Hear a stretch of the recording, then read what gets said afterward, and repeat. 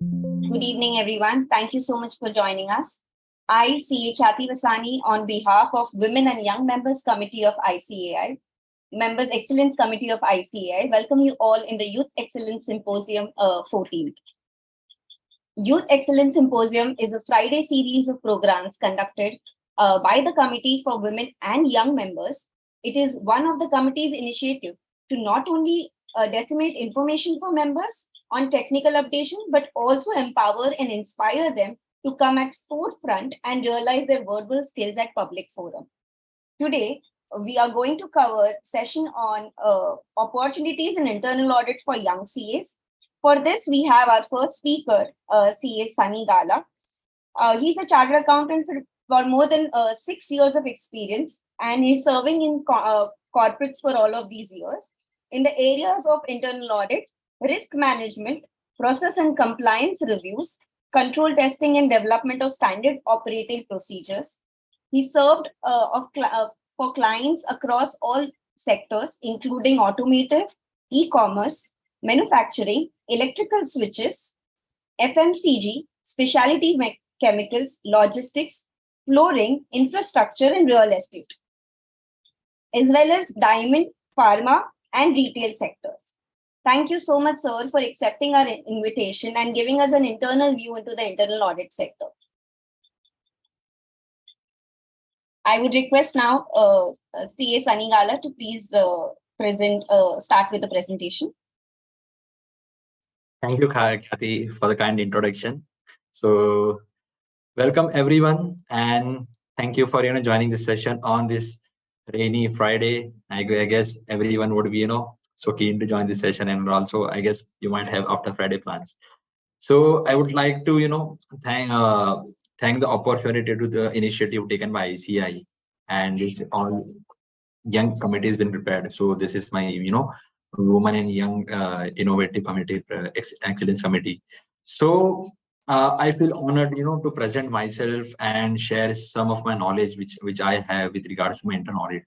As I see all these budding chartered accountants who have joined during this session, and when I see or when I interact with all these speakers or all this my audience, so our I feel this today's young chartered accountants are so confident, they are so committed, and they are so innovative that they are always a step ahead for stepping into some challenging roles, challenging profiles, and something innovative. So today, what I have to convey to you is, what are the opportunities in internal audit for chartered accountants. As you all might have heard that, there are traditional practices, there are taxation, audits, but if I have to say, then there are many other niche practices which have been followed. One of which is also internal audit. Let me start with my presentation. First of all, I have few questions to you. I guess Ankit will be sharing some questions to you, and I would like to just understand your responses, post which we can come out with good answers. Yeah. Let's keep this session interactive. Yeah, thank you for the opportunity. And the speaker would like to know from the participants that you have that how many of you are from the internal audit domain? You can write your answers in the chat box if you are already in the internal audit domain or the profile or into practice which has internal audits.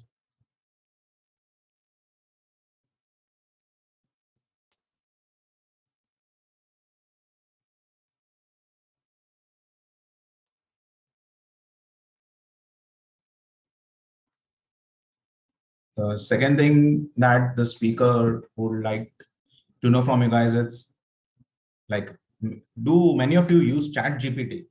That's a very nice question of you, that in your daily practice or even for solving your queries or your opinions, to get opinions, many of you use Chat GPT. The third question is that how many of you like to travel? And the last question is that basically the participants, like, where are you currently working as a consultant, into industry or into practice? So these are 4 questions that have been asked by the speaker. So I would request the participants to kindly respond to the same.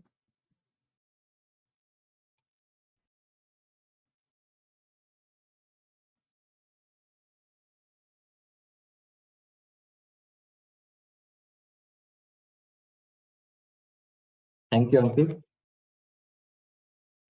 So I guess we have majority of internal auditors, right, Ankit? It seems such. Yeah. So I guess then, this session would be more promising and, more interactive and, more fruitful. So what I have to say is, what we say is important, but for in most of the cases, what mouth speaks is what it comes from the heart. So whatever today I would be sharing with you is, all my experiences which I have collected in this journey throughout my internal audit profession in my last 6 years. So first of all, if I have to say in layman language, what is internal audit? So let's start with the basics. So basically, we have definitions with coming out from various accounting bodies, ICAI, IIA. But what is internal audit in layman language? So basically, internal audit is nothing but in a nutshell. It's an continuous process to improve the internal controls of the organization to enhance the effectiveness and operation and efficiency of my business operations. So when if you take a daily routine also, if you're doing some household chores and everything, so in everything we apply some procedures, we take some safeguard measures, and we have some defined mechanism. So this is nothing all but typical internal audit or internal processes or internal controls which we have shared. So just making it more sophisticated or more professional when it comes to the business processes.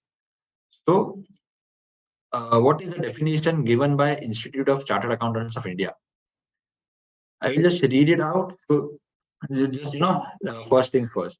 Internal audit is an independent management function which involves a continuous and critical appraisal of the functioning of an entity with a view to suggest improvements thereto and add value to and strengthen the overall governance mechanism of the entity, including the entity strategy, risk management, and internal control system. If you see, I have focused on few important words, which I also said. It's an independent management function. Why it has been done? So it is why it is required. So it's a critical and continuous appraisal. Why? To suggest improvements to the management for adding the value to the organization's operations and to also include strategic risk management internal control system. So many of the participants are from the internal audit domain. So you might have worked with the clients, and we come out with some recommendations against whatever the gaps or observations we have noted. Why? Because it adds value to the company. It adds value to the company's business processes, and it in turn helps to smoothen, streamline, or strengthen my internal control system. So on the similar lines, we have another definition from Institute of Internal Audit, which says internal auditing is an independent, objective assurance and consulting activity designed to again add value and again improve an organization's operations. It helps an organization accomplish its objective by bringing a systematic, disciplined approach to evaluate and improve the effectiveness of risk management, control, and governance process. So on the similar lines, what our ICA says.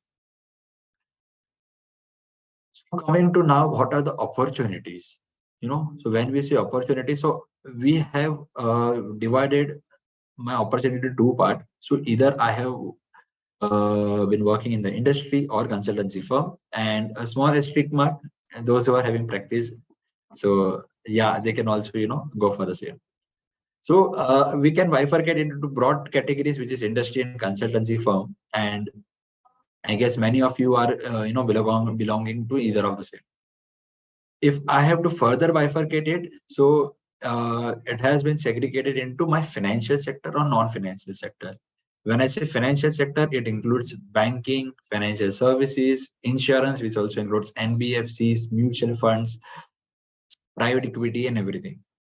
When I say non-financial sectors, mean non-BFSI, so it includes manufacturing industries, service sector industries, e-commerce, and many more.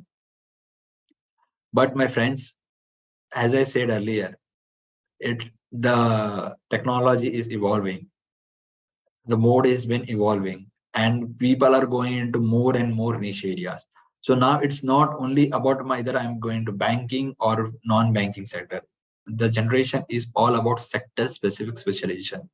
When I say sector specific specialization, it means either I'm into banking, then also there are subcategories or there are sub niche areas which only focuses on, for example, if I have to say into my borrowings, funding, or if I say into manufacturing. So if you are into electronic manufacturing, some are into mining sector, some are into pharmaceutical industry, some are into retail sector, some are having expertise into retail, real estate. So each and every domain has now been segregated into multiple sub processes or subdivisions, where everyone is expecting expertise in their particular areas. And this is the need of an hour, my dear friends.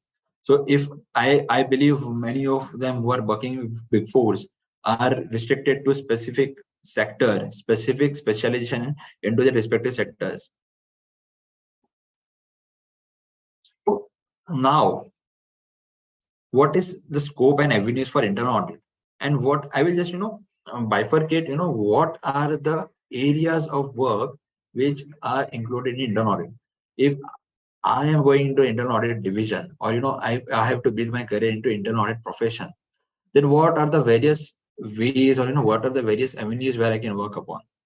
So I have tried to jot down this list of sub processes where you can start your career with, or what are the evolving opportunities for in the internal audit domain.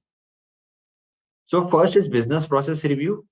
If I say business process review, so what does this business process review means? As I said in the definition of the internal audit. So basically, it covers my business processes and operations. So business processes are divided into many parts depending upon the nature of the industry. If I have to say into the manufacturing industry or service industry, then I can say the business process may be broken down into many parts. For example, my manufacturing process, my production process, my procurement to pay, order to cash, sales, revenue assurance, HR and payroll, statutory compliances, contractual compliances, my depot operations, physical verification of assets, capex. So these all are my individual processes. So many of us work and work and work under these business processes only. We are continuously evolving the business processes. We are coming out with some good recommendations, to how to improve my business process, how to automate my business process, how to add value to these business processes, intend to add value to the organization to meet their bottom line. Second is financial process review. What is financial process review? I guess this is much more evident with the words. We all, review the balance sheets. We all review the financials of the companies. We take out the trial balance, analyze. So there are some nowadays. This is more towards in addition to my regular business, finance and accounts audit. This is more towards my financial due diligence or my and at the time of acquisition of some company, or or some business restructuring.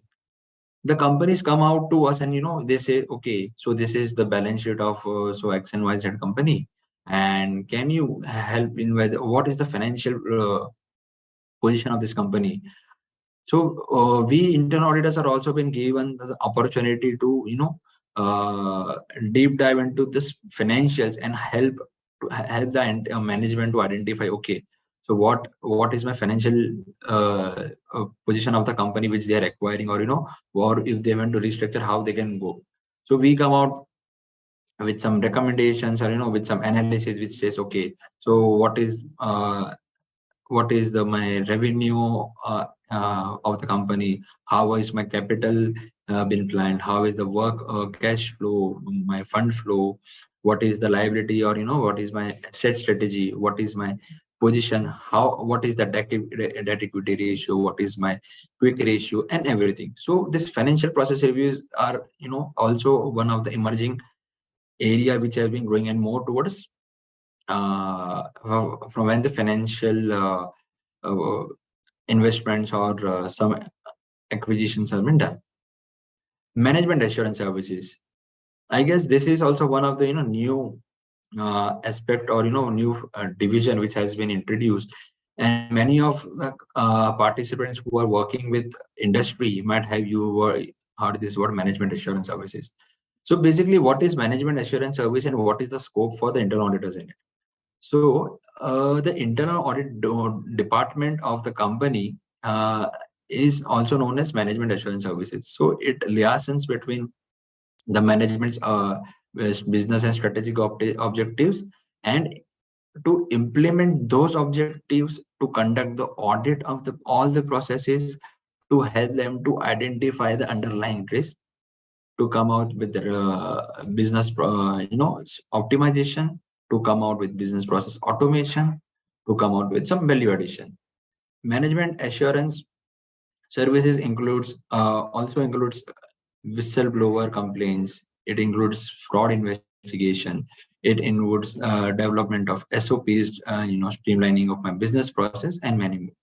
So it is a directly connected to my business objectives, my business strategies, and my top line. You may interact with the top management, and also you may interact with my bottom line management. You will interact with the stakeholders. When I say stakeholders, they also includes regulatory authorities. It includes my internal auditor. It includes my external auditors. Coming to next part is internal financial control. What we can say is IFC testing. Everyone would be aware about the term IFC testing. So IFC testing is also grooming and growing across these years, where people are being hired for doing the IFC testing of the company. First, it is also the statutory requirement like IOCFR for my listed companies or whoever is meeting the applicability set by the company set. IFC testing includes my only, see, if I say IFC testing and there is ICFR testing. So there is a thin line of difference. When I say IFC testing, it covers my financial as well as my operational controls. And when I say financial testing, then it only covers the controls which are covered, relevant for my financial statements. If there are some operational controls which are been laid down by the management, but they are not covered in my ICFR. But IFC covers the both. So nowadays, the entity comes out with this requirement. Okay, आप हमारा IFC testing करके दो, because statutory auditors before signing the report or before starting their Q4 review, so they come out with, okay, so we want the confidence to be set down by the management by conducting an IFC testing from the management perspective. So we internal auditors are being coming into picture. We do the IFC testing for them, and post which the statutory auditors is placing their confidence and reliance upon our report. So we support the management or with the top line to assure, okay, so how my financial and operational controls are laid down. So this is one of the, I would say, a very growing area where there is also one more step ahead to it. So many of you have also drafted the risk control metrics. So how this IFC for testing starts? Basically, there are two things to it. So either I have my risk and control metrics already been defined, and then I'm testing my IFC controls, or I have to first interact with all the business processes, business process owners, understand my business process, and I have to create and draft a risk control metrics first. What does the risk control matrix contains is, what are my underlying risks, what are the existing controls been set by the entity, and many more columns, with regards to frequency, fraud risk controls, who would be the owner, what would be the type of the control, preventive, detective, automated, manual, and everything. But so this is also one of the growing area, as I say, because many of the entities wants to redraft or revisit their risk control metrics and do their IFC testing as a fresh. Coming to the next point is my SOP, standard operating procedures. So I have seen many people going into this specific SOPs area. So people who are, who are more into business processes, they go and, evolve this area, because many of these IA professional don't draft a procedure, are into this. They just come and, do this hardcore my internal process reviews. But this area is growing for our IA professionals, where we are, knowing what is the best practices which has been followed in the industries, and what is the practices which the company or the client is actually following. We come out with the as is process, we come out, with the best industry practices which has been followed. We help the management to implement these processes, and we draft a SOP. So basically, it's a drafting and development of my operating process for the entity. That's why it's not, only drafting of SOP, but it is a development of SOP. The company, this is, I would say, a pillar or bible for all the business processes of the company. It helps you to uh, uh, it helps you to achieve my business process efficacy. Risk-based audits. This is also, one of the common term which you might have heard, like what is risk-based audit. So you may get to do some, specific audits from the management or from the client. Okay, so we want to do, for example, some revenue audits. We want to do some commission audits. We want to do some sales audit, or we want to do some procurement audit, where the company feels, okay, so what is the underlying risk, and there are some red flags or something, and then they come to us. Okay, so this can be done. SOX audit. So I have specifically kept this last 4 avenues: SOX, forensics, IT audits, and data analytics. So these are not directly linked to my, the domain of the intern audit, but currently these are also the growing areas, or the growing domains which the internal auditors are dominating. SOX audit. So SOX is applicable to the US and European companies, right? So we have many MNCs which are, operating in India, but having their parent company, holding company, or subsidiary company in overseas. So where this applicability of SOX is mandatory. So the company wants this SOX audit to be conducted. And also, you might have heard, all these big four have, some global delivery legs. Taking example of Deloitte, USI, EY, GDS, or my PwC is also global delivery services. So what these all entities do, so they have their counterpart in their respective global locations, and they come out for the SOX auditors in India.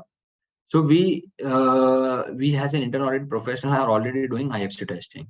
So this is in similar lines to IFC, but it has some more polished, sophisticated, and my documentary structured process. So if and trust me, guys, this SOX audit is blooming like anything. Those who are working in big fours, or in big tens, or the companies who is having the foreign presence, might have done this SOX audit and know what is the revenue we are getting from SOX audit. And this is and the SOX auditors are really earning well.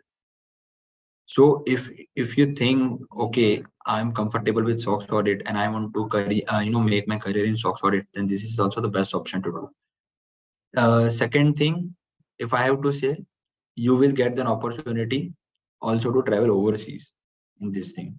You may also try to do this remotely if you want, because this is completely remote, and this is completely client approachable also. Coming to next part is forensic audit. So I have seen many of the people who have, started their careers with internal audit and then switched to forensic audit domain.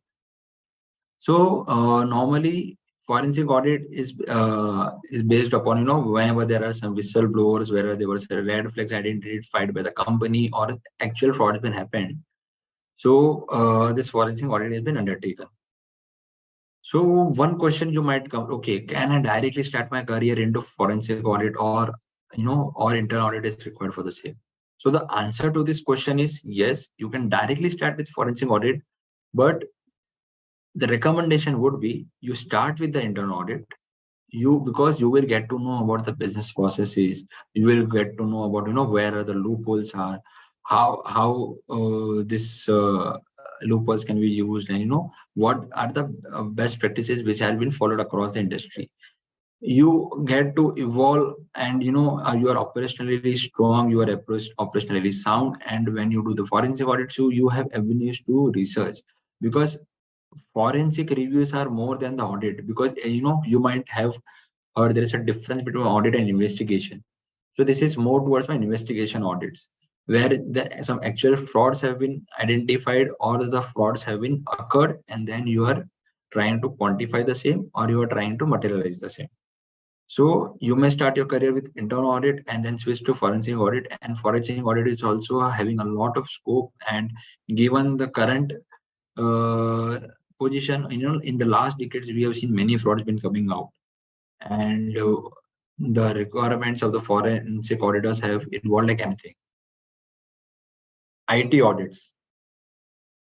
IT audits and ITGC reviews. Again, this goes without saying that there is and there would be more drastic change in the way we internal auditors are working, or all the auditors are working. Because now what we are doing, so see, gone are the days when we used to take the sales register, purchase register, do the green and red tick marks. So now there is a paradigm shift from manual audits to IT audits. Even we internal auditors are been coming out with some, I would say, process automation recommendations to the client. So for that you need to have some technical knowledge, or so how would you make them implement, or how would you recommend that? So for that, IT audits, IT background, or ITGC is required. IT audits also covers wherever the I would say for basically for this is more towards, I would say, taking an example of my e-commerce business, or everything has been digitalized and online now. So within some commands of as running some queries in my SQL, I get all my data analysis being done from the IT audits. I can lay down my controls in the by setting some access across the processes, so it will prevent from doing any mishaps to the business processes or my financials. Again, every pros comes without the cons. So when I say everything will be automized or everything would be digitalized, then it also has some disadvantages, or there are possibilities of some errors, because it is machine learned, and machine learning is being developed by the human. So we use IT audits, or we do take the IT for conducting audits uh, to deliver more value addition to the company within limited time. Data analytics. Again, data analytics is also I would say the future of everything. What are the role, or what is the scope of internal auditor in data analytics, right? So you might have a question, Are, why internal auditor do this data analytics, or what role does internal audit can perform in the data analytics? You are into business processes, you know how the company operates, you know what are the business and operation and financial setup which has been laid down by the company. So now what you will do, you will get this data, you will come out with some good observations or good analysis. Okay, how this can be, for example, if I have to meet my business objectives or my strategic setup with the management. So you will analyze the data, you will analyze the trend, you will analyze the ratios, you will analyze all my sales, purchase, and transactions, and you will compare with many aspects. For example, within the organization, with the industries, or trend setup globally, and then you can come out with some value addition to the company, to the management. And this is growing like anything. And even if you are working with some industries or big fours, So you might have also heard the need from your seniors, or from the boss or from the management. Boss, data analytics सीख लो और उसमें आप career कर बना लो, or at least you start pursuing some course with regards to data analytics, because it is also required to be to perform an internal audit also.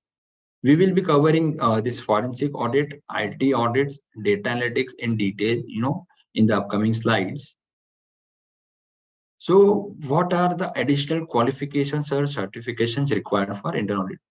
So being a chartered accountant, so this is, I would say enough to start your career with internal audit. But one may also go with, certified course with internal audit. So there are, some certified courses, I would say. You may go with the CIA, which has been done by Institute of Internal Auditors of, basically it's set up by USA. You may also do some vocabulary courses. You may do CISA, you may do DISA for internal, for IT audits. You may do some data analytical courses. So we have covered this, separately in the upcoming slides. So we will come to the details in the upcoming slides. Moving ahead, if I have to build my career in internal audit, so what are the factors to be considered to work, or to select my career for as an internal audit professional? So first is industry preference. So when I say industry preference, I would say, whatever you like or whatever aligns with your interest, you go with that.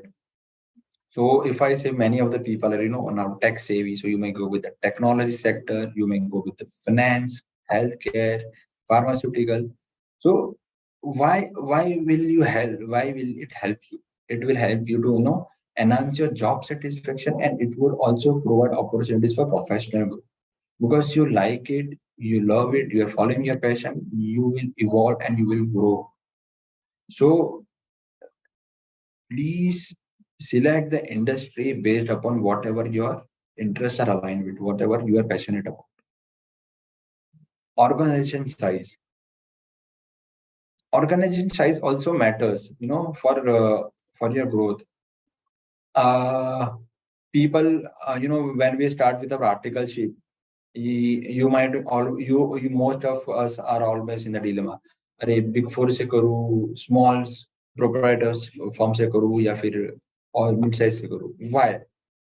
So when you go, or when you take this decision, so you consider many factors. If I am going to, a big four, then it will help me give exposure to complex audits, or it will help you to grow myself. It will give me some great corporate exposures, and also it will groom like anything. It is also, I would say, it would also help me to professionally and personally develop myself. If I do from the small size company, then my small to medium size company will restrict my growth to a particular level. However, it will help you to take and attain more diverse responsibilities. It will help you to interact with the senior management. It will help you to take to develop your decision making powers. It will help you to take decisions, and you will be able to make a significant impact to the company. So whether I am working with the large MNC, or I am working with a small company, or with a medium company, it depends upon what's the objective, how you see yourself 5 or 10 years down the line, what do you want to achieve. So this organization size matters. Company culture. Many of you might heard, like, this company is, exceptionally well with the employees. The work environment is good. The company is of, the company's culture is employee friendly. The values and the ethics of the company are immensely positive. You feel to work. You feel to work for this company. You all feel, working like a family with your colleagues and everyone. So what it promotes? It promotes integrity. It promotes ethics. It promotes a strong commitment to attain my company's objective. So a supportive and inclusive culture can foster collaboration, personal development, and also lead to work-life balance. Growth and learning opportunities. So you also need to consider what are the growth and learning opportunities of whenever you join any industry, because we as a professional cannot sit okay, so I have learned, or I have qualified, so okay, so I know everything. Guys, learning is evolving. Evolving means you are standing, or you are walking shoulder to shoulder with each and every profession years, 5 years, 10 years down the line. If you stop learning now, people who are 5 years back to you will come 10 years ahead from you. So you need to also try to keep yourself learning and growing yourself. So many companies have continuous training programs, mentorship opportunities, which in the whichever areas you are working. So it helps yours as well as the organization's objectives. Compensation and benefits. This is what we is very vital or very important for selecting your career, or selecting the pathway. So you may come out whenever you go or apply for an interview. So salary kitne loge bhaiya? So you compare salary packages, what are the bonuses been involved, like performance link bonus or my joining bonus, or what are the perquisites or benefits being offered. So many of the companies are known for better perquisites, or employee benefit programs. So people join that companies, and you also need to consider your retirement plans also. So for example, some of the companies have in main rules you might have all of heard it. Government jobs are more secure, and government job होने के बाद pension आता है, gratuity मिलता है, and many more. So all these perks contribute to overall job satisfaction. What are the other three factors? So these are my also important, which I have covered here, is my geographic location. Geographic location also plays an important role in your career opportunities, because everyone has their own personal preference. And after the COVID coming in, so people are also very particular, or very skeptical about selecting their work location. Many people have already been committed to work from home only, because we have all known, okay, we have this laptop, we can work from anywhere and for anywhere. So location also comes with its own pros and cons. Some regions may have more job openings, higher salaries, specific industry concentration. If I have to say, in the metropolitan cities, there the job openings would be more. You will be getting paid at X percentage higher than whatever you're getting paid in the tier 2, tier 3 cities. You will be getting more industries to work upon, or for example, in certain locations, or on certain demography, you will see, okay, so this is the concentration of specific industry. So if you are passionate, or if you are belonging to the specific sector, then you may relocate yourself to that location, so that you can work with that company. However, you should also consider my cost of living, what are the transportation facilities available, or other lifestyle amenities, because this I'm emphasizing on, because many of us who are working in the non-financial sector, basically more into manufacturing sector, we are constantly traveling or relocating ourselves to the remote locations where the industries have been set up, because many manufacturing plants are set up at such locations which are away from the city or my geographical areas. So there, because I also know I was deputed at, I know this was the one a remarkable incident, or one of the career of my life, where I was deployed for few of the months for one of the infrastructure development project. So I was there for almost 2 to 3 months, and that at that location was having three borders of the three states. And during that particular month, some elections was also going on. State elections was going on. So the security check and everything was like at exceptionally high level. And the strange, and the funny part is, it was also a Naxal prone areas. So you don't know, when whether it is safe for you or no. Because when we are auditing, or when I'm in the office, so it happened 2 or 3 times that there were some warnings being came. Okay, so there might be some Naxal attack or something. There is some risk. So we were being called off from the offices. All the offices were being shut. There was some additional police security being laid down, and we were back to our stays. So you might have also, you might also get a chance to relocate yourself to such locations. So this is also important, because once you grow your career into it, so you also need to consider not about yourself, but because you also have to move your family.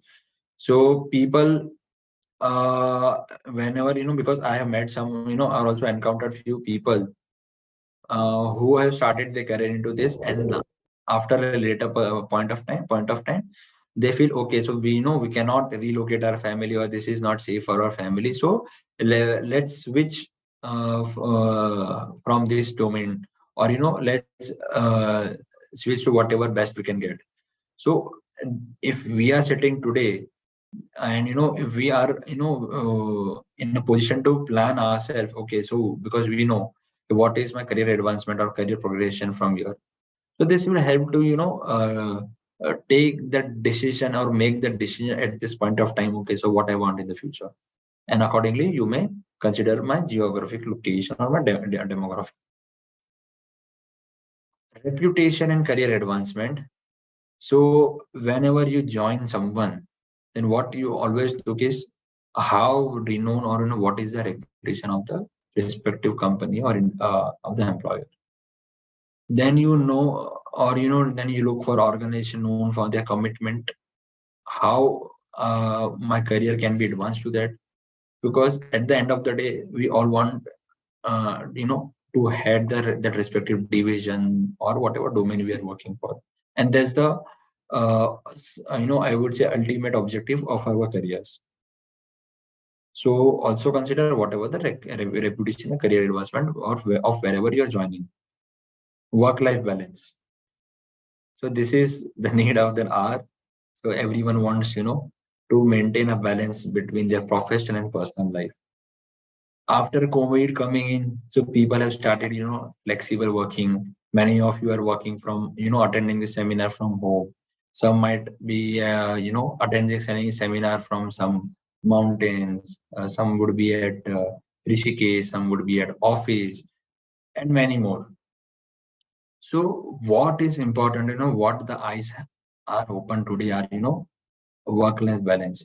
Because now gone are the days, when people were working like, see, there is a difference between hard working and smart working. If you see the laborers working 10 to 12 hours a day, 14 hours a day, lifting the bricks, hitting the stones, and they are doing very hard work. See, they are also working very hard from than us. So does that mean they are more qualified than us? Or can you compare yourself with them, or can they compare us between ourselves? No. So we need to do smart work, right? So there is no offenses with any profession, or any work we are doing, but this directly links to my physical and mental fitness. If you are working 8 to 10 hours a day, or you are working 12 to 14 hours a day, then it impacts your decision making capabilities. It impacts your productivity. It impacts your efficiency. So it is always advisable to work in a healthy work-life atmosphere. So it will contribute to a job satisfaction and also long-term career sustainability. What is the need for internal audit? So in current scenario, if I have to say, it is a statutory requirement has led by the company set. So all the listed companies are mandatorily required to have an internal audit being done by an independent auditor, or they can also set up their own internal audit division. So friends, if you know how many companies are listed on Stock Exchange of India, or I would say rather BSE and NSE, because we only are familiar with BSE and NSE, but there are also many other stock exchanges which are not listed onto trade online, but there are also many other stock exchanges. So in NSE and BSE alone, there are more than 7,000 companies been listed as on date, right? So if I have to say the count of the chartered accountants who are becoming chartered accountants every year, and the count of the job opportunities, so the scope is enormous. The scope is evolving, growing and growing. Every company would be requiring internal auditors. So internal audit is of immense growth. Second, why any company would be requiring internal audit? So other than statutory requirement, if you see, so many of the startups or many of the companies are now, or the or other public limited companies or my private companies are attracting foreign investment. So whenever the foreign counterpart comes, so they rely upon the internal audit report. Okay, how the operations of the company are going, what is the financial strength, whether whatever I'm paying, so whether I would be getting my payback. Basically, it's my ROI, return on investment. So what is the payback? So all these foreign counterparts or foreign MNCs come to us to conduct the internal audit and submit with our opinion and review. Other is development of robot processes. Many companies are in the phase of from traditional or from unstructured processes to develop the processes into a best industry practices which have been followed. So we internal auditors have the opportunity to help the company to develop robust business processes, implement them, and help the management to achieve their business operationally and financially, meet their bottom and top line. What is the demand of internal audit? Just I would say apply, update your profile on naukri.com that you are looking for an internal audit job, and then you will be knowing what is the demand in the market today for internal audit. You will get friends and number of calls for internal audit, and at a very reasonably compensation. So as far as the demand of internal audit is concerned, it has always been seeing an increasing trend in the past few years, given the necessity of internal audits for business in India. And this trend is expected to continue for the next decade, and the opportunities for the internal audits are projected to grow and grow. This growth looks promising, friends, and as the business processes are getting complicated or and evolving, so the growth varies from industry to industry and from sector to sector. And hiring of IA professional are at an unprecedented high in MNCs and startups. So I have seen many of my colleagues, many of my friends who are working with MNCs and startups, and not in the internal audit domain, but also in other domain, in my business or strategy divisions.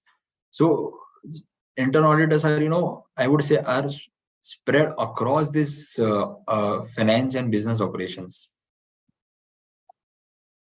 So this is just a brief on what is the global market for internal audit service in as on 31st December 2022.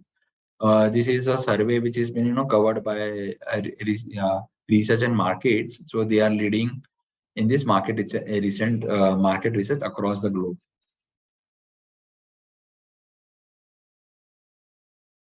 What are the job opportunities for this internal auditor? So you may join a corporate sector, you may join a financial institution, consultancy firm. So these are the various opportunities where you can place your career. So if I say corporate sector, so many corporations across various industries maintain internal audit departments to assess and monitor their internal processes, financial controls, and risk management frameworks. So you will be required by this organization to join their teams and contribute to enhance their governance and operational efficiency. So corporate sector is booming like anything for this internal auditor.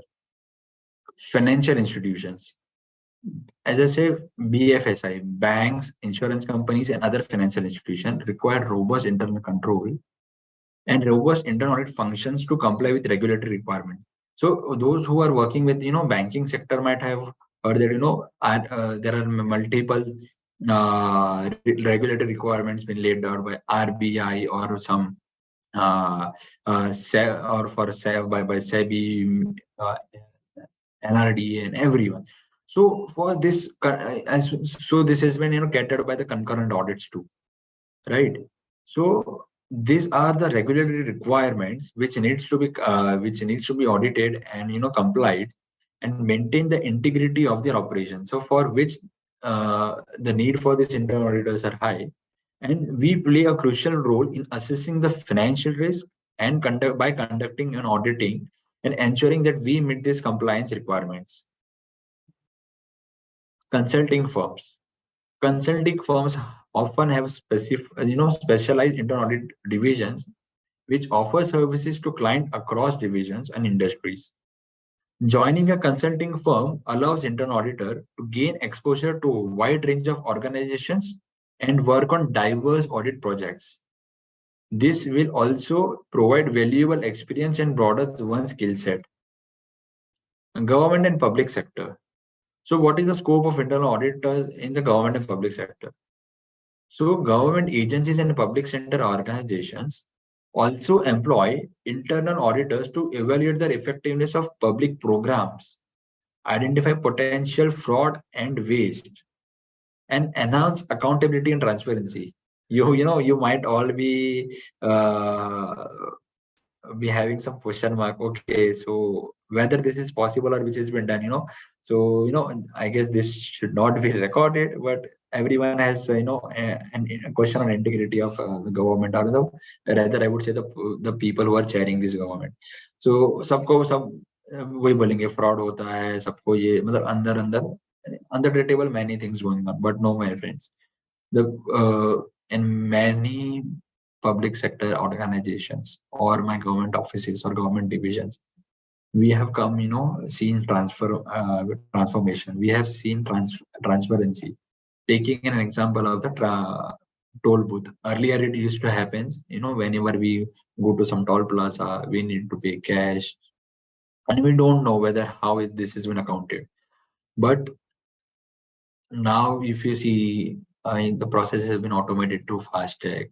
So each and every penny which we are paying has been accounted, which has been audited, and which has been tallied with XYZ factors. So yeah, so government public sector also has many things and many openings to offer to you. Internal audit service providers. Some organizations outsource their internal audit function to dedicated service providers. These service providers offer internal audit expertise to multiple clients, allowing we internal auditors to work on different projects, gain exposure to various industries and audit methodologies. Here I would also like to add, so whoever is working with the Big Four, specifically I'm just asking the participants from the Big Four might vouch what I am saying. So people are now working on a loan staffing engagements and being deputed at other engagement. So the ratio of, or I would say the percentage of deputation assignments, the percentage of outsourcing internal audit functions, or loan staffing has increased day by day. Many companies, many entities, even my foreign counterparts are taking this internal auditors, to work for their companies on consultancy basis, because they know that we are the best people who know the business processes and the financial processes. So they hire us. They depute ourselves to their company, to their entity, to work for them, to provide insights to them, to improve their processes. And I have seen these loan staffing arrangements, deputation arrangements are also earning exceptionally well. And these big four people would, watch for this. Career progressions. Internal auditors can advance their careers by acquiring professional certification. As I said, we can do CIA, we can do DSA, CISA, or also CFE, which is Certified Fraud Examiner. These certifications enhance our professional capability and credibility and open doors to more and more senior and challenging roles within the internal audit field. So what is the career progression? You might be saying, okay, we done this activities, so how does my career graph looks like? So I've just tried to jot down what are the career profiles, or career progression one can face during this entire journey from in the internal audit. So you are working as an internal auditor. So basically, whatever we spoke about the internal auditor, what work the internal auditor do. So senior internal auditor. So after gaining experience as an internal auditor, you progress to a senior internal auditor role. In this position, you will lead audit, you will lead engagement audit engagements, you will supervise your team and provide guidance to the junior auditors. Senior internal auditors always play a vital role in developing audit plans, managing stakeholder relationships, and driving continuous improvement in internal audit processes. Internal audit manager. So it is also in the same line, but the roles and responsibility are at a higher level through than a senior internal auditor. Risk assurance specialist. Risk assurance specialist work closely with the internal audit teams and assess and mitigate risk across the organizations. They provide expertise in evaluating controls, analyzing business process, and identify vulnerabilities. Risk assurance specialists also contribute to the development and implementation of risk management strategies and also help them to implement the same. Compliance auditor. So this also goes without saying. So compliance auditors focus more on assessing organizations' adherence to regulatory requirements, industry standards, and internal policies. There might be some SOPs or policy later. So whether the company is also adhering to the internal policies or not. So basically to comply each and every aspect. They conduct audits, to ensure compliance with laws, regulations, ethical guidelines, etc. IT auditor. So what does IT auditor do? With the increasing importance of the technology in business operations, we as an IT auditor play a critical and vital role in evaluating the information systems, data security, privacy, and IT controls. We assess the effectiveness of IT governance, cybersecurity measures, and data protection practices. So the IT auditors also check the IT-related risk to ensure the integrity and confidentiality of the organization is on the data has been maintained or not. Chief internal auditor goes without saying. You would be heading the division. You would be leading or heading the internal audit domain or division of the company or of your firm, and you will be responsible for all the audit engagements. You will be responsible for attending the board committee, audit committee decks, interacting with the boards, managing and maintaining the relationship with various stakeholders, board members, and everyone.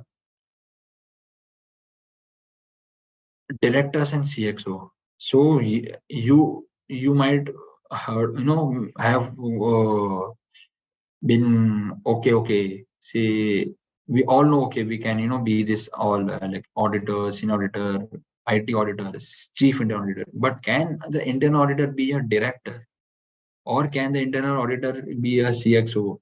So you might have seen, CFOs are generally chartered accountants in these entities, but they are more towards the who have pursued their career in the statutory auditor. So majority of you might have seen who are the CFOs are either from a finance background, or from the statutory auditing backgrounds. But my friends, there are many other CXOs, rather than I would say CFOs, like CTOs, operational officers, even CEOs, who are internal auditors. Let's see some of the renowned personalities who have excelled their careers through internal audit. Anyone knows this? Mr. Bharat Doshi. He was an internal auditor. He started his career with the internal auditor, and he was a former chairman of Mahindra and Mahindra Limited. And he is a prominent figure in the field of internal audit. He has served also across boards across corporate boards, and has been recognized for his expertise in governance, risk management, internal control systems. Vinita Balli is a former MD of Britannia Industries. So she was not solely an internal auditor, but she also has a strong background in finance, and she has been recognized for expertise in governance, risk management, internal controls. So friends, internal audit is just, a ladder to climb the success of your career. Sky is the limit for the internal auditor. So now these two personalities, I'm sure that you would be stunned to see these two names. Who is this? Satya Nadella. So Mr. Satya Nadella, who is the current CEO of Microsoft, started his career as a member of internal audit team at Microsoft. Yes, friends. So when I was, trying to know the people who are, at leading the organizations or the operations or of the company, or chairing the board, then I came with these two names, which also, eyes widening for me too. Second, Mr. Narayan Murthy, co-founder of Infosys, was also initially an internal auditor before establishing Infosys. Yes. So sky is the limit, friends. Next two people, I guess now these people may be familiar to you. He is Mr. Senigala, who is speaking, on opportunities in internal auditors. I hope I would be also advancing my careers and achieving some remarkable height. And another also, to the people who are attending these sessions carefully on this rainy Friday afternoon. This is a typical example of opportunities in internal auditors, across the business processes. So I will just, go through this, there are some functions oriented. What are the opportunities? Basically, functions oriented, management driven, regulator driven, law driven, and regulatory driven. If I have to say functions driven, so it has been divided into many typical functions laid down by the entity: human resource, revenue assurance, purchases, sales, stores. So basically, this retail audits are, I would say those who are doing this retail audits, or physical verification, or I would say those who are into practice. So they have a very good scope to do this retails and store audits and physical verification, because the size of this retail industries is growing exponentially in India, and all these companies want to conduct their internal internal audit and my physical verification of their stocks, physical verification of their inventory, fixed assets, conduct their stores audit. Because if taking a typical example of DMart, so DMart is having presence across India. So it would be having more than 1,000 stores in India. So any if their chief audit team, or all the audit departments there to which they have hired or outsourced, so they won't be in a position to conduct each and every store's audit. They outsource this stores audit, this physical verification of stores, of stocks, fixed assets to other professionals. So we can, we are having a great scope to take this opportunity to conduct this physical verification, because the timeline is limited, the scope is also limited, and at a good cost. Just take an example. If you are auditing only 100 stores of DMart, or 100 stores of Reliance Retail or Reliance Digital or more, or any of the retail stores, if you are getting 100 stores of every uh, brand, so you have so much avenue and so much revenue, right? So this is a very, very, very growing aspect. Cash and bank, and these are all like financial or reviews, provisions, contingent liabilities, investments, debtors, IT production. But some are the management driven processes or objectives. So which is control assessment, quality assurance, and improvement program, due diligence, fraud risk management. Some are been laid down by the regulatory authorities, which have been SEBI, RBI, insurance, IRDA, ACB, and TRI. So sector-specific audits are also been done, which have been done by the internal auditors. Coming to the laws, there are many applicable laws, which requires audit needs to be done to ensure compliance with the respective laws. So coming to the next part, as I said, we are covering forensic audit, IT audit, and data analytics in detail in the upcoming slides. So what are the work avenues for the forensic auditor?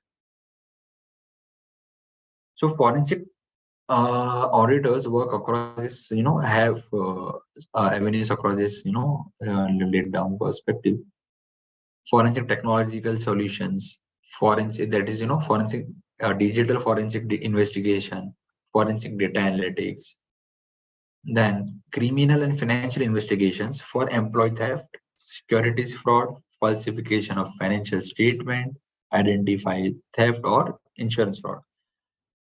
Forensic audits are being done, bank guarantee audits are being done, asset tracing are done. I how many of you have done the physical verification of asset using QR code? Because when we see earlier there were the days where the labels were being tagged by taking a printout, and you used to manually, okay, this asset is there, we would tick mark, or we would insert in our Excel files, which evolved from physical tagging to QR code, right? So you take a scanner, you scan the product, and then automatically it has been fetched. So now there is one more technology, to trace the asset. I guess many of you might have also encountered with many of the entities working with this. So basically, is it my OCR? I would say OCR technique, which has the QR code. If I run the button, within a click of button, I would get the list of assets lying without my geographical fence. So, for example, if I have to trace some asset, which is basically these are being nowadays used for my stores audit. Because we have seen some of the frauds been done, taking one example of some jewelry shop. So the store manager is using the jewelry for their personal functions and programs, taking out the jewelry and giving to the relatives and taking back to the stores. On one random day, we took a surprise visit, and we conducted this stock audit. where we came to know, okay, so what was the asset which should be there as per the books? I know what I was laid down in the system and what were my actual count. So we came to know that, there was few of the jewelry has been missing.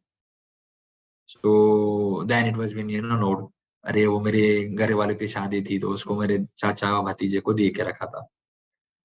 So within 5 minutes, in a surprise audit, we came to know this inventory worth lakhs because it was a jewelry. Just taking a random example. So jewelry worth more than 60 to 70 lakhs has been transferred to for the personal use of the manager. So this forensic accounting and forensic audit can also be done using these all technologies and avenues. Loss and damage assessments. So this is more towards whenever there is some disaster, some incident has been happened. So we are also been called off for assessing the quantity or assessing or quantifying the loss or damage. So we are also involved in these areas. Fact finding services. Since this is more towards where, as I said, forensic auditors or internal auditors are being called upon as an kind of due diligence to understand or to deep dive. Okay, so what is the actual issue or actual fight behind some XYZ issues. So we have this scope for doing this fact finding audits. What can be the additional qualification or certification which can be done for doing a forensic audit? So it is recommended, to do some certificate course in forensic accounting and fraud detection. So one of which is CFE, Certified Fraud Examiner, which is a globally renowned certification.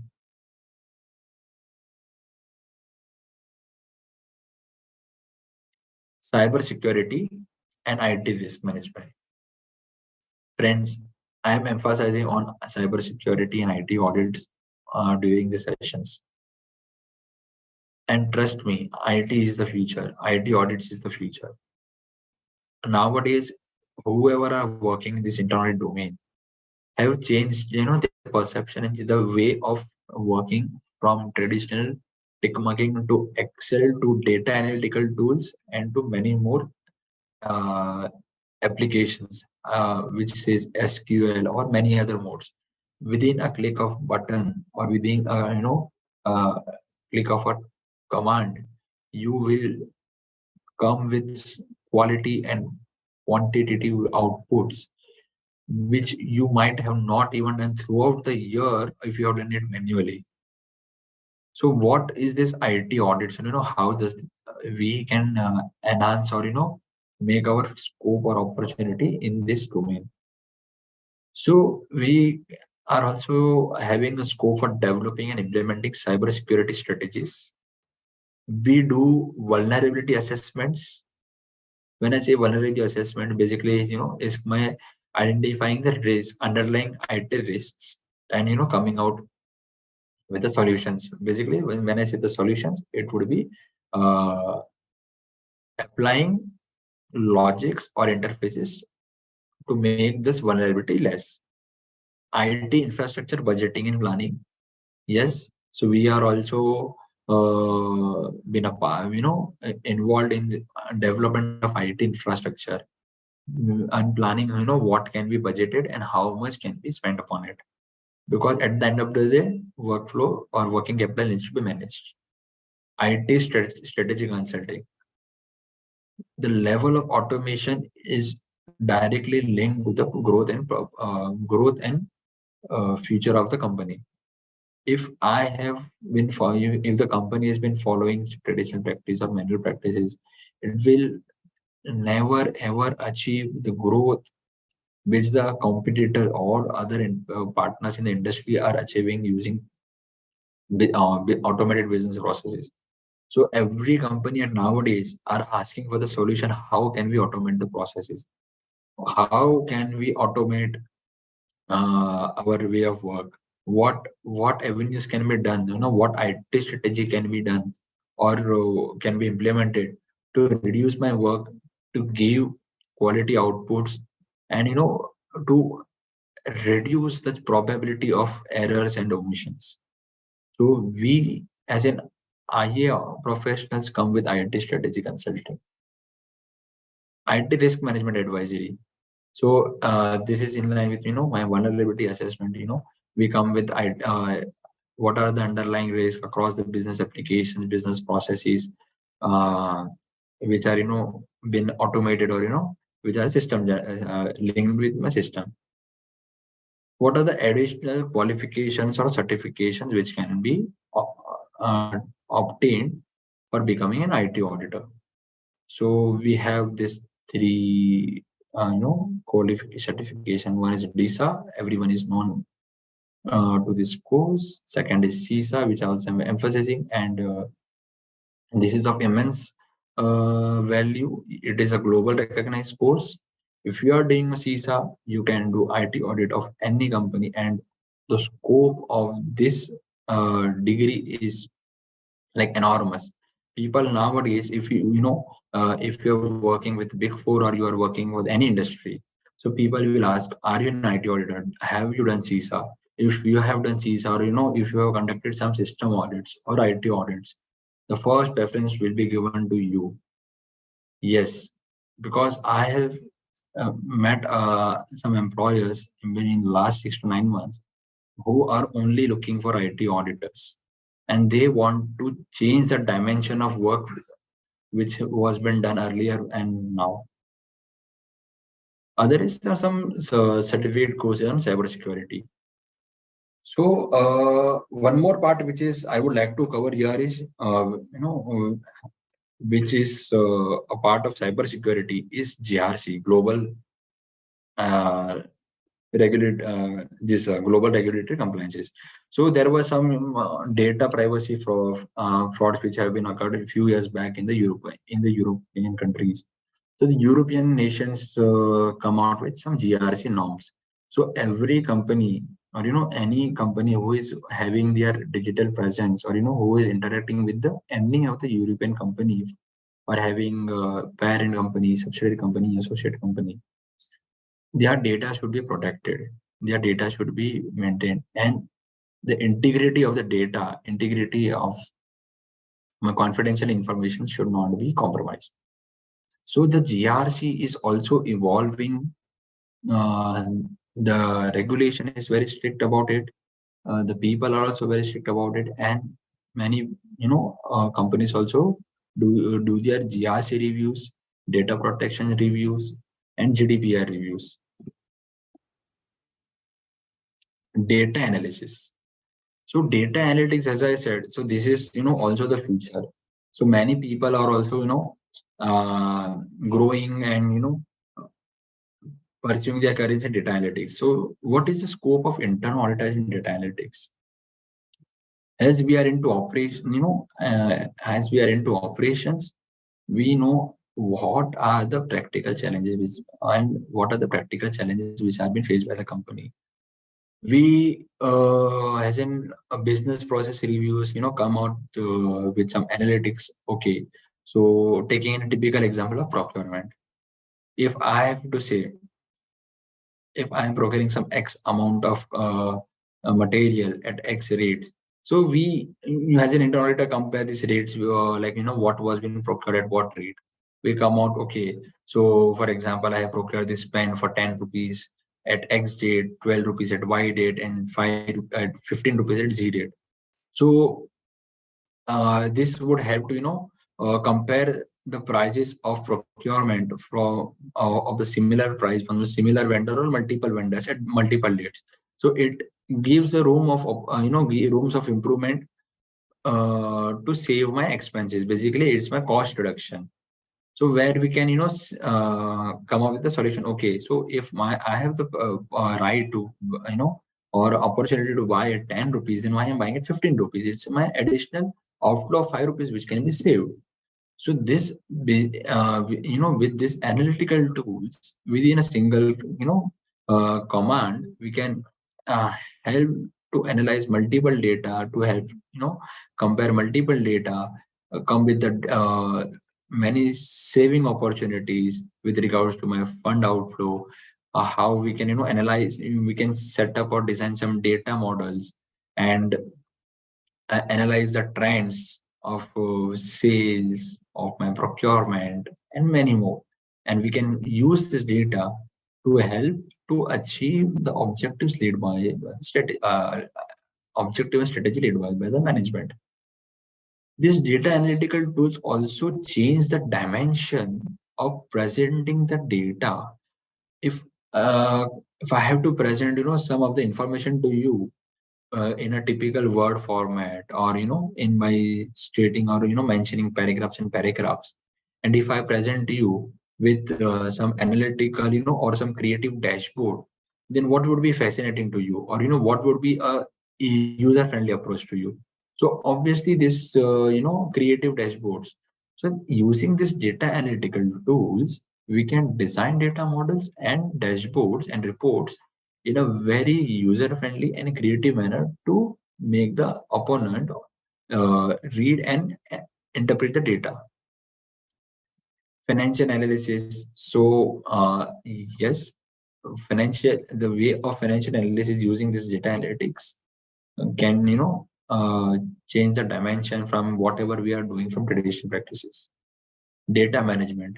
So data management and data visualization goes hands in hand with what we discuss about uh, developing data models. Insights on key performance indicators. Again, this is analyzing the data and trends to help the management to uh, to gain the confidence. Okay, so how are we performing? Because many uh, KPIs or KRS been set to identify, okay, so whether we are going in the right direction. Continuous monitoring will help the management to take a proactive decision to achieve the business objectives. So this data analytical tools helps them to gain insights on KPIs to help them to take corrective action at the right time at the right place. Analytical validation. So basically, many companies also come with some of the analytical tools which have they implemented. So we validate for them. Okay, so whatever the tools or analysis they are doing or they have been set up, whether they are doing in the rightly manner or not. What are the qualifications which can be done, or what are the certifications which can be obtained for data analytics? So there are various courses available in the market for data analyticals, which varies, from course to course, institute to institute, and even now this all these e-business schools like Upgrade is also coming out with good data analytical schools, and also with machine learning, Python, Power BI, and so and so forth, many of the other tools. What is the general technical information which is required as an internal auditor? If we as an internal auditor want to develop our career, then this is a set of knowledge which is required, say in DAS or my accounting standard, basically be it in DAS or IFRS, because you will be also working for the global entities. Fraud prevention and detection in an automated world, risk management. So apart from the standards laid down, as by this accounting standards, we also have standards laid down by the Institute of Internal Auditors. So basically, I guess many of you might even not gone through or have implemented this internal audit standards. So apart from internal audit standards, we also have some ISO standards and certifications, which we also test and review for during this risk management. So one of which is ISO 31000, Six Sigma strategy, information security governance, auditing user developed applications. Basically, many of the companies are also having their in-house application which has been developed.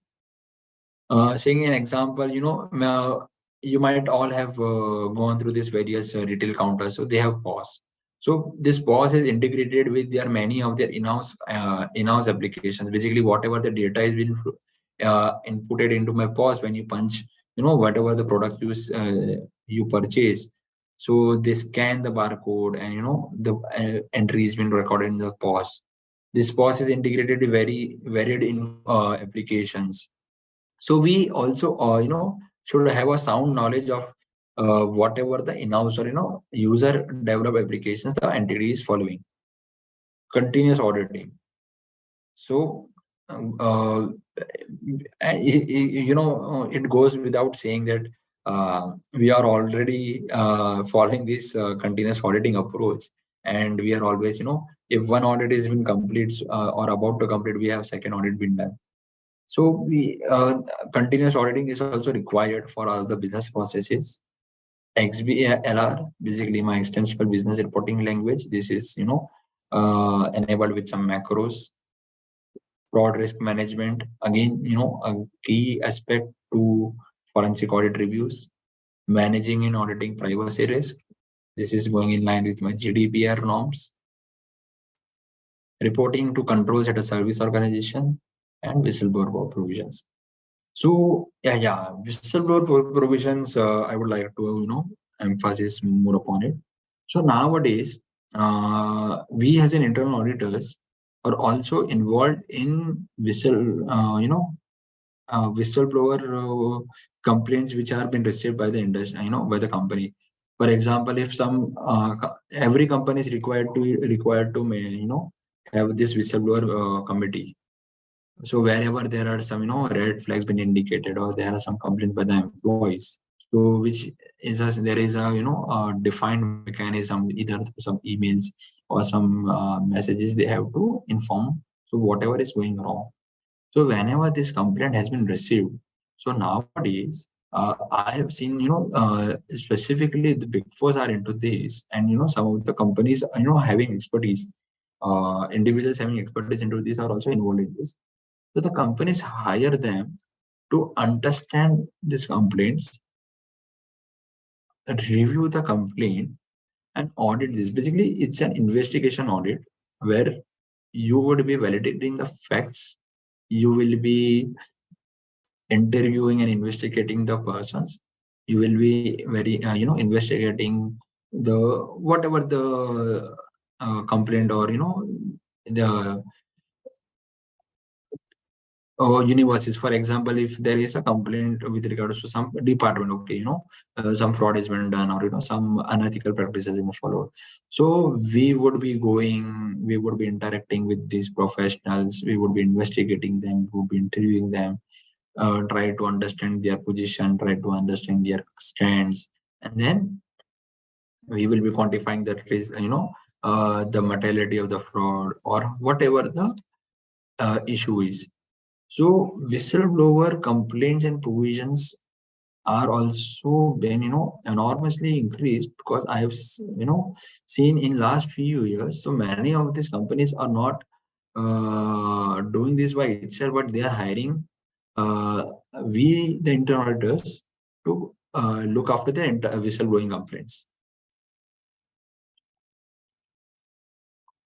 What are the audit knowledge which are been required? First, it goes without saying, continuous auditing. Second is computer assisted audit tools, basically CAT. So I guess many of you might have also worked on these CAT tools. Basically, it is an auditing software, or I would say ERP, which helps us to perform an audit in an effectively manner. There are some data analysis tool. So it can be done for the two aspects, either for statistical analysis or data manipulation. Auditing IT, as we said. So IT is the future. So if you are not, diverting yourself, or you're not going into the direction on how to audit IT, because I have seen, many of us have so much along with ISCA in the finals, that people have come when the new syllabus has come, so they were so happy कि चलो इसका निकल गया. But friends, IT audit बहुत important है. If you are not knowing how this process IT process works, or how these IT applications have been configured, then you have to step back, and you have to see others going ahead. So IT audits are important, and the knowledge of it is also required, because yeah, there is a practical challenges which you all have, but हमने ये कभी किया नहीं है, we are just doing the traditional practices, because uh, there was no need during the time we started this audit, or there were no some IT processes which were laid down. But now you are growing. Now you are doing audit of some big MNCs whose all the processes are laid down by IT. Your fundamentals would be strong business process wise, but business process are not now manual. It has been optimized. So if you are not having this knowledge, then you will be thrown out. Fraud monitoring, internal auditor are been looking in not like this, but they have to widen their horizon. If I am auditing something, so it doesn't mean I am just auditing my some business process. I keep on asking few questions: why, what, when, why, how.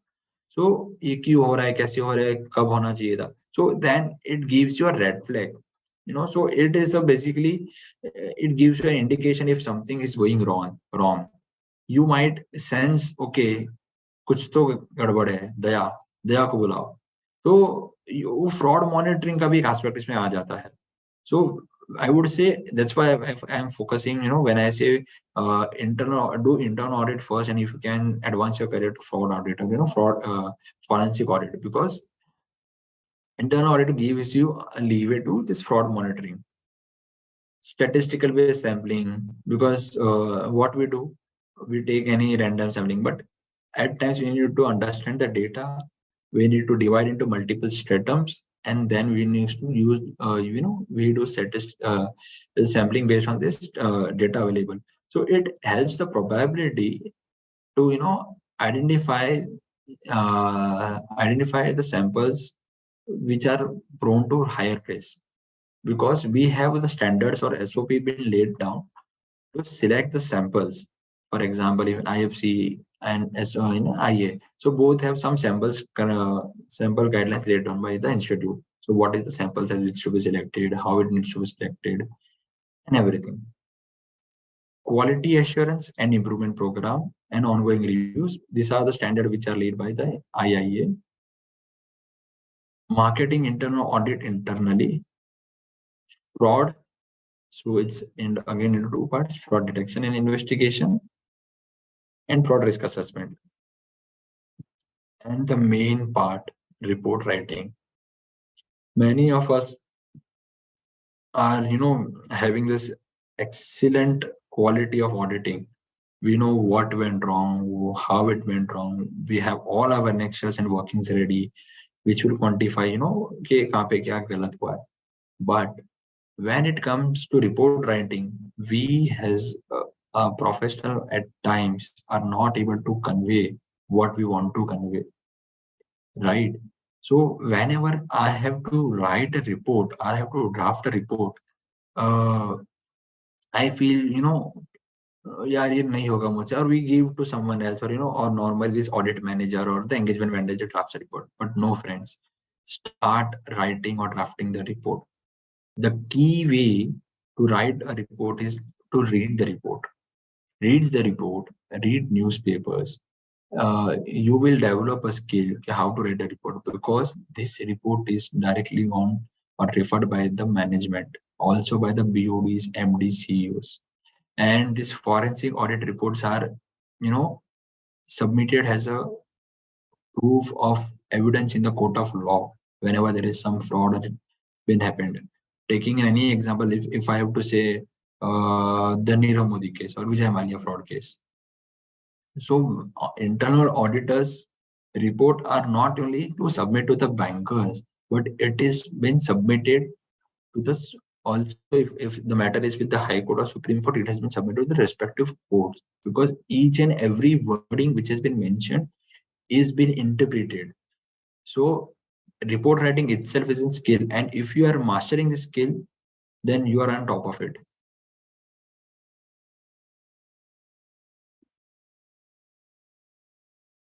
What are the other skills required? These are the personal skills which are being required. So here, we all as an internal audit profession, we deal with many of the process owners, we deal with the audit committees. So these are, some basic skills which are required.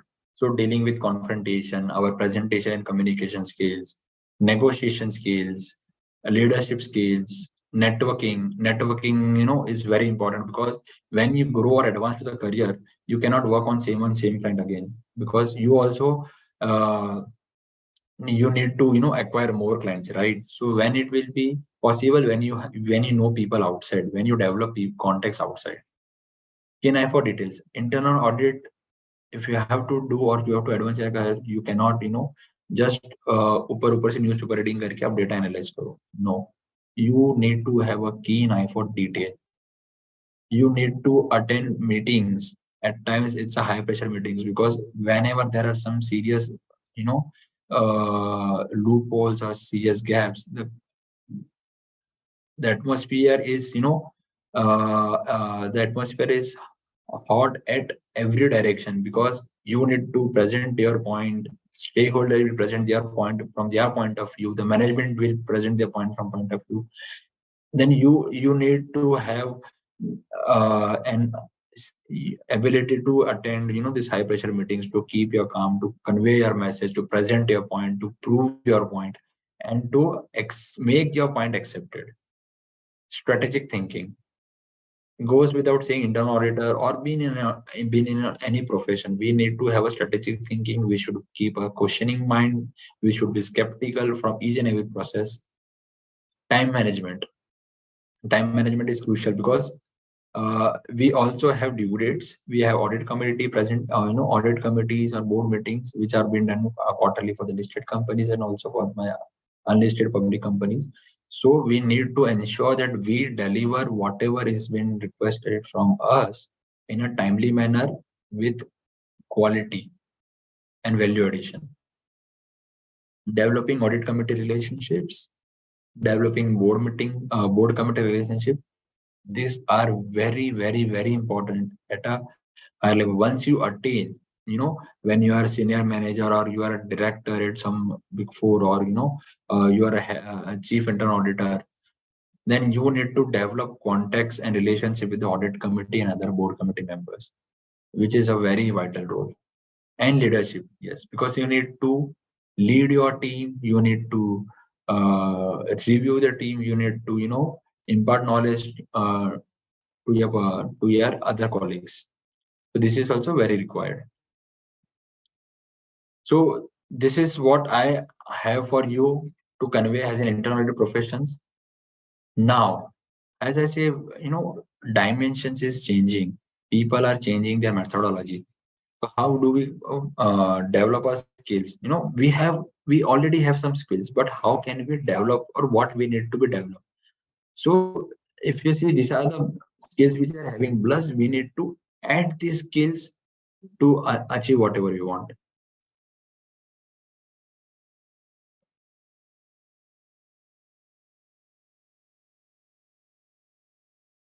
So this is all what I had to convey to you. There are, my dear friends, the scope is very enormous for internal auditors. Opportunities are growing and growing and growing. Feel free to ask any questions you have, or during this webinar, which if you think, okay, so if I have presented some points, you have any questions with regards to that, you have some practical questions, so happy to answer the questions.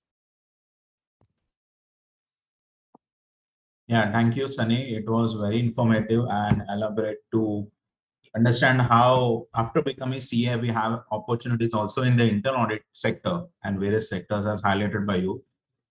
I'll request all the participants to post any questions so that we can ask Mr. Sunny about it and get more clarifications. So there's one old question that posted by one of the participants, that what is the additional benefit or opportunities after completing certificate course in internal audit? Okay. So one is, I would say, if you are doing CIA, so you get an opportunity to explore the boundaries. If I am doing a CA, then I would be confined to this Indian entities. if I am doing CIA, if I want to settle overseas, then, or I want to audit the foreign companies or foreign MNCs, it will give you the opportunity to visit or travel overseas, settle. Also, you can settle over there, because as we say, CA, if you want to sign the Indian entities, you need to be a CA. But if you want to sign US or other respective foreign countries MNCs for financials, you need to be CPA and whatever the applicable certificates are over there. So CIA helps you to explore your boundaries to overseas, and the job opportunities are also immensely high for internal auditors across these overseas too. So you can develop your career overseas also if you want to, with these additional courses.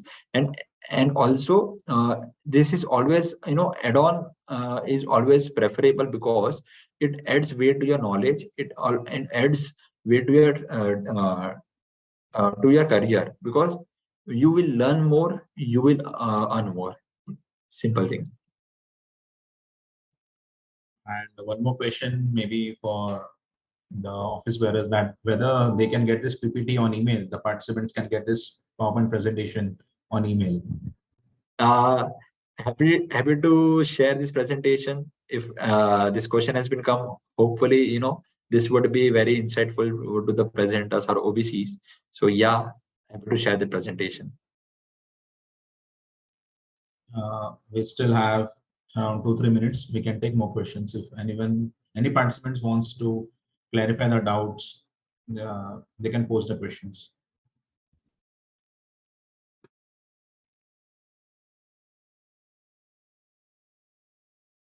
We don't have any other questions. Okay, so I'll request Mr. Karan to take over. Thank you. Thank you, Ankit. Thank you, Ankit. Good evening, everyone. I'm here to propose a vote of thanks for this 14th Youth Excellence Symposium series for CA. I would like to thank the Women and Young Members Excellence Committee of the ICAI and its chairperson, CA Preeti Savla, and Vice Chairman, CA Abhay Chatar, for organizing this event. Your hard work and dedication have made this symposium possible. I would like to extend a sincere thanks to our speaker, CA Sunny Gala, for his informative and engaging lecture on opportunities in internal audit for chartered accountants.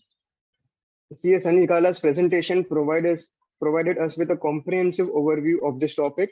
He has covered everything from the basics of internal audit and the latest trends in risk management. He also shared some valuable insights from his own experience. We would like to thank all the participants for attending this symposium and sharing their valuable feedback. Your participation has made this event a success. Lastly, I would like to thank the technical team for the seamless support. Your hard work has ensured that the lecture was delivered smoothly without any technical difficulties.